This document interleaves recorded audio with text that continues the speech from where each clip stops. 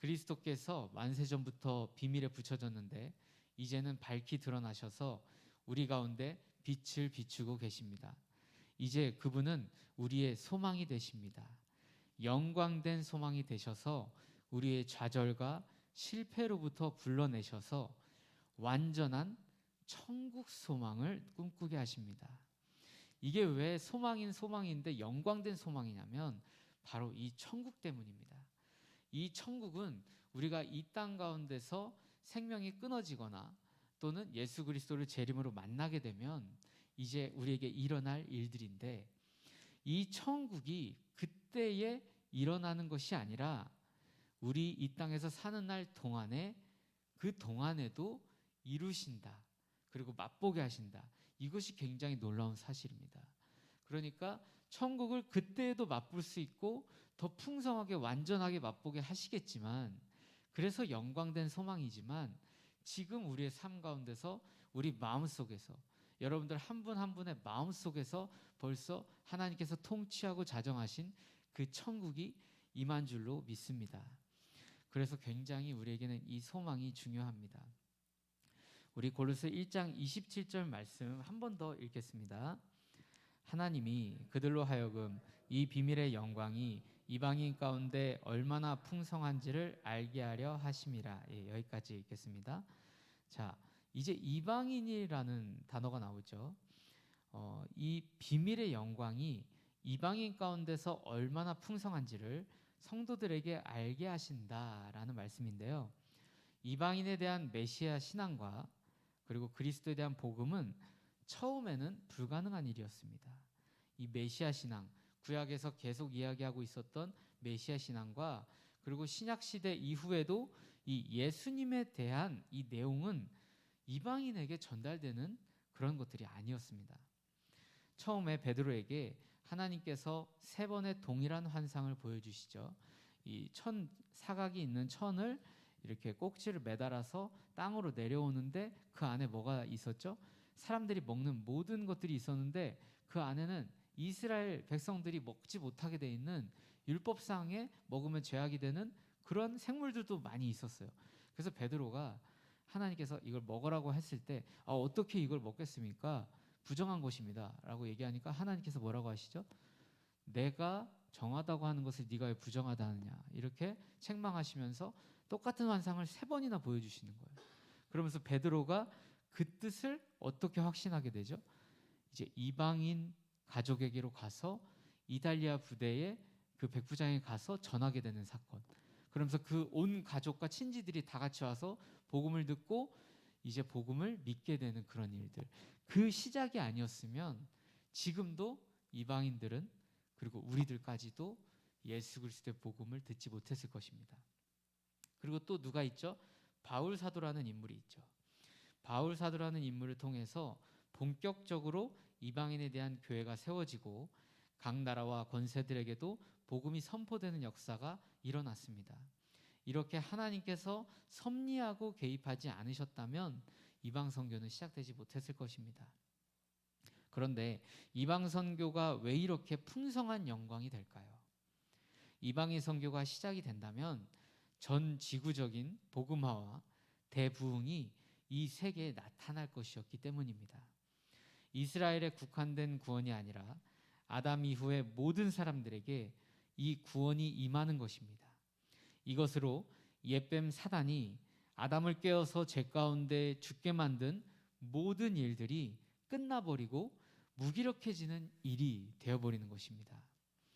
자, 기억해보면 우리 민족도 이방 민족입니다. 그런데 이방 민족 중에서도 정말 땅끝이에요. 우리가 신대륙이 발견되지 않았을 때는 이 아시아 대륙 그리고 유럽 대륙 그리고 조금 아는 사람들, 돌아다녀 본 사람들은 아프리카 대륙이 있다라는 것까지만 알고 있었죠. 그런데 그 유럽 대륙과 아시아 대륙, 그 인류의 발상지, 문명의 발상지로부터 동쪽으로 끝까지 가면 이제 바다를 마주하게 되죠. 그 땅끝이 어디입니까? 바로 우리나라예요. 네. 그 땅끝에서도 바다 쪽으로 볼록 솟아나온 반도예요. 그러니까 우리는 이방인 중에 이방 사람이에요. 그리고 선교사님들이 우리나라에 오셨을 때 그 선교 보고를 하게 되죠. 이제 파송된 그런 단체나 교단에 선교 보고를 하게 됩니다. 그럴 때 항상 나오는 단어가 있습니다. 흑암.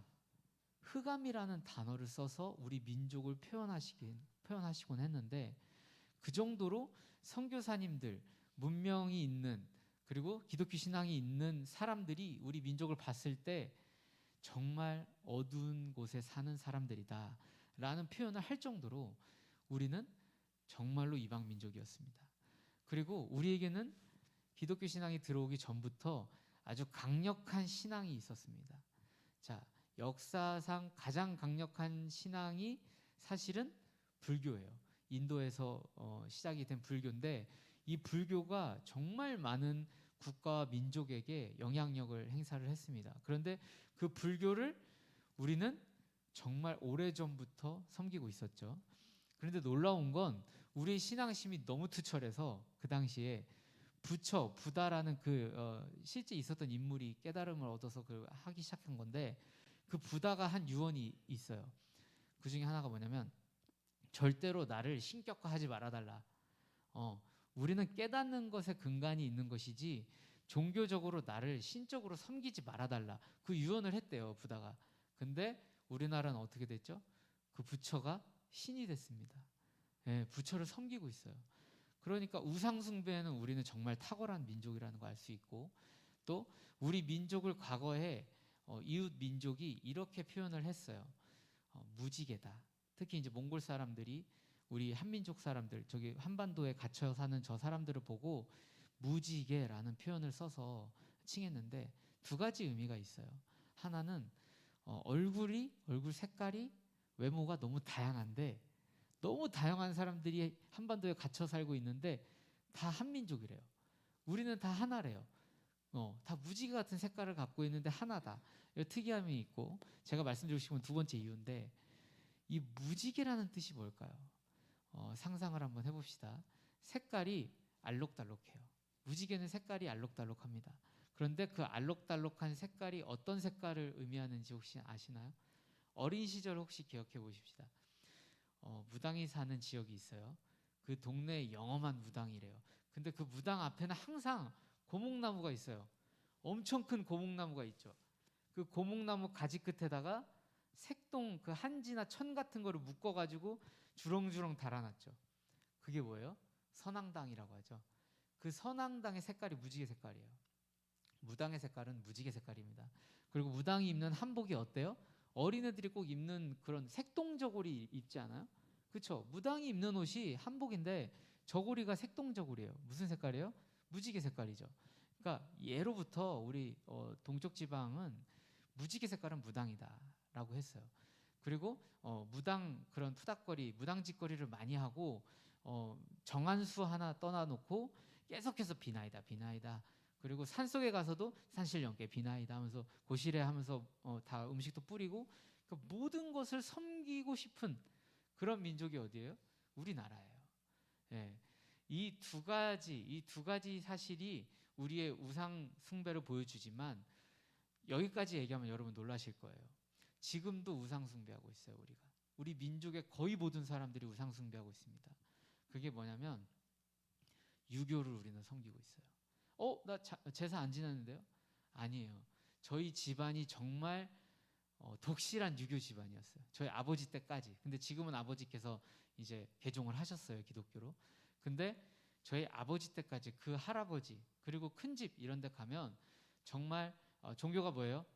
유교입니다라고 얘기해요. 종교가 불교입니다, 기독교. 아니요, 유교입니다라고 얘기해요. 여러분들, 유교가 우리나라 전통문화 같지만 아니에요. 정말 종교예요. 그 안에 영이 있습니다. 그 안에 섬기는 어떤 신적 존재가 있어요. 누구게요? 가장 큰 존재, 유교에서 이야기하고 있는 가장 절대신, 조상신입니다. 조상님이에요. 우리의 전통이에요. 자, 그 다음 두 번째 뭐예요? 피가 섞인 혈족이에요. 내 형님 하나님이에요. 그들한테는 내 아우들, 내가 먹여 살릴 내 천국에서 만난 천국 시민들이에요. 자, 어때요? 유교는 종교가 맞습니다. 자, 지금 우리 어때요? 부모님 어떻게 여깁니까? 나랑 구분이 안 되는 존재예요. 내가 하나님과 연합한 게 아니라 누구랑 연합해요? 부모님하고 연합해요. 경계선이 없어요. 부모님과 경계선이 없어요. 우리 아이들 지금도 그래요.